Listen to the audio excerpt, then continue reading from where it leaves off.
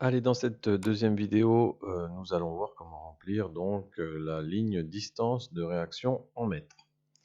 Alors, c'est là qu'il y a une petite astuce qui intervient.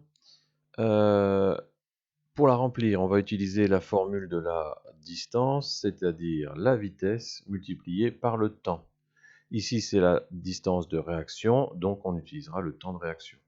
Alors, de la même manière que tout à l'heure, on sélectionne la cellule. Avec le signe égal, on lui indique que c'est une formule que l'on va prendre. On a dit que la distance, c'était la vitesse multipliée par le temps. Donc je prends la vitesse en mètres par seconde, puisque le temps est en secondes. Donc multiplié au clavier, c'est la touche étoile, par le temps, et je sélectionne la cellule, donc B2.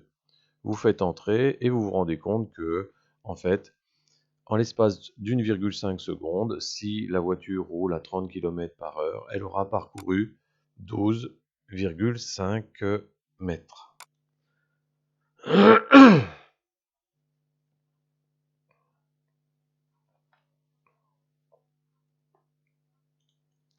De la même manière que tout à l'heure, on va sélectionner la cellule, prendre la poignée de recopie et l'étendre.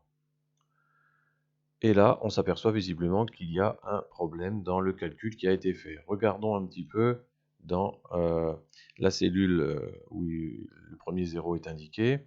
On s'aperçoit que c'est bien la cellule C9 qui doit être prise, donc c'est-à-dire c'est bien cette cellule ici, 16,7, donc la vitesse en mètres par seconde. Le problème, c'est que la cellule suivante, c'est C2, et on s'aperçoit que la cellule C2, elle est vide. Et donc, qui doit prendre la valeur 0, c'est pour ça qu'on obtient 0 à chaque fois. Alors, pour contrecarrer ce petit problème, en fait, il faudrait que, quand j'utilise la poignée de recopie, ce soit la cellule B2 qui soit figée, toujours, et non pas qui m'incrémente C2, D2, E2, etc. Alors, pour bloquer, c'est relativement facile. Je sélectionne ma cellule B2 pour lui indiquer quand même que c'est cette cellule-là qu'il faut prendre. Et je vais mettre le symbole $ devant. En mettant le symbole $ devant la cellule B2, cela signifie que quand je vais utiliser la poignée de recopie, la cellule B2 reste figée, elle ne sera pas modifiée. Vous cliquez sur la touche Entrée, donc ici c'est bon, c'est correct, et si j'utilise la poignée de recopie maintenant, pas de souci, on voit bien que les distances d'arrêt ont été calculées et qu'on obtient des résultats qui sont cohérents.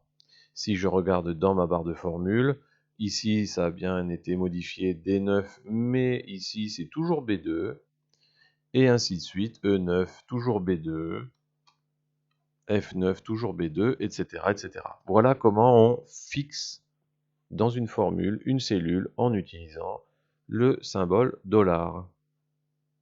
Vous pouvez passer à la vidéo 3 après avoir enregistré.